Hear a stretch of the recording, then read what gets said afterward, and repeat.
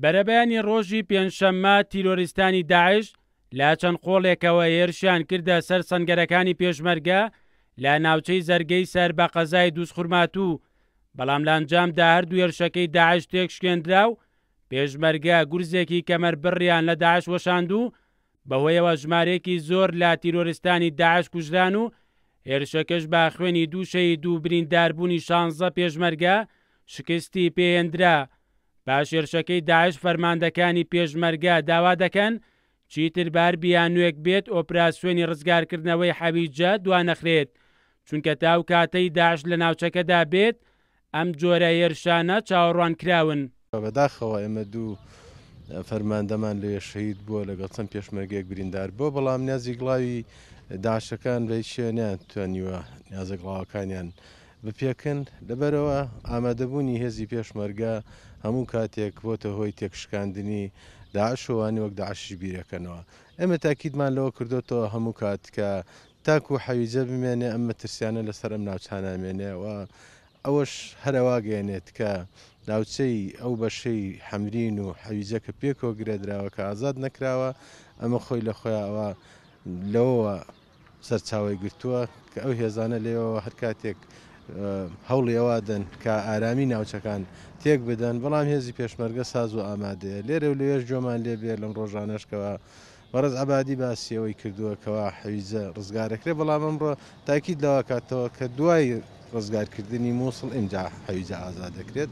ئێمە وەکو هێزی پێشمەرگە ساز و ئامادەین.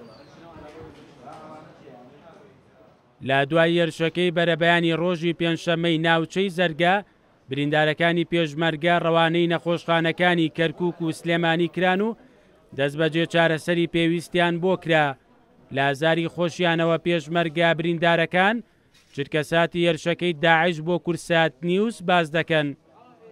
لە زەرگەی دەوامان سەعات 3:04 بۆ 3:20 لێمانیاندا لەمانیاندا شەڕەکە بەردەوام بوو هەتا خۆرکەوتن. من لەورا بریندار بووم،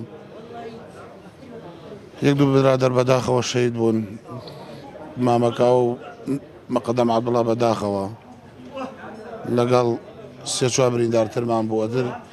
ئێمە جەنازەیە زۆرمان پیانین کرد، بەس دەریانیانەکرد و بەرچاومانەوە یانیان برد. ئەم شەو لە سەعات 20 بۆ 3 هێرشیان کردە سەرمان تیرۆریستانی داعش بە شۆفڵی درع و هەمەری درع و بەهێزێکی زۆر و هێرشیان کردە سەرمان، بەڵام ئێمەش کوڕانە لیان هاتینە دەست دەرزێکماندا داون کە جارێت ڕوو نەکەنە سەنگەرەکە لیوای 5 شارە زوری لێبێ. دەرزێکی وامان داوە بە تیرۆریستانی داعش. ئێسش بریندار بووم، تەمەناکەم بە زوی چاکم و بچمەوە بۆ سەنگەرەکانی پێش و بەلای برادەرەکانم و بۆ بەرگریکردن لە خاکی پیرۆزی کوردستان.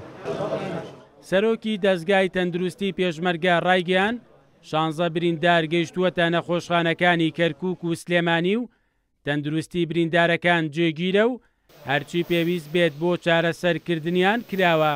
پاشەوەی تیرۆریستانی داعش هێرشیان کردە سەر هێزی پێشمەرگە لە سنووری زەرگە و دووسخورماتوو. هێزی پێشمەرگەی کوردستان زۆر قارەمانان توانیوێتی ئەو هێرشەی داعش تێک بشکێنێ و ئەو تێشکانەی هێرشیکەی داعش بە گیانی پاچی دوو شەهید و نزیکەی 16 بریندار تۆمار کراوە و ئێمە هەر لە دوێنەوە نەخۆشخانەی کەرکووکچینێمان لە شاری کەرکووک و دەستگای تەندروستی خستووەتە حاڵەتی ئامادەباشیەوە و تیمەکانمان خستە حاڵەتی ئامادەباشیەوە و لە بەیانیشەوە لەگەڵ وەستانی شەڕەکەەوە لەگەڵ برایانمان لە تەندروستی کەرکووک لەسەر خەت بووین بۆی بتوانین ئەو بریندارانەی کە هەمانە بیان گوازینەوە بۆ نەخۆشخانەی گشتی شۆڕش لە سلێمانی و نەخۆشخانەی چەمی ڕێزان هەروەهاکەی دەستگای تەندروستیە لە شاری سلێمانی ئەمڕۆ تاکو ئێستا نزیکەی 11 بریندارمان گواستوەتەوە و حاڵەتی زۆربەیان کۆنتترۆل کراون، ئەوی کە پێویستی بە هەر چیەک بوو بێت نەشتەرگەری یاخود شتێکی تر بوو بۆی جێبەجێکراوە و زۆربەی ئەو پێشمەرگانەی کە بریندارن حاڵەتەکانیان جێگیرە.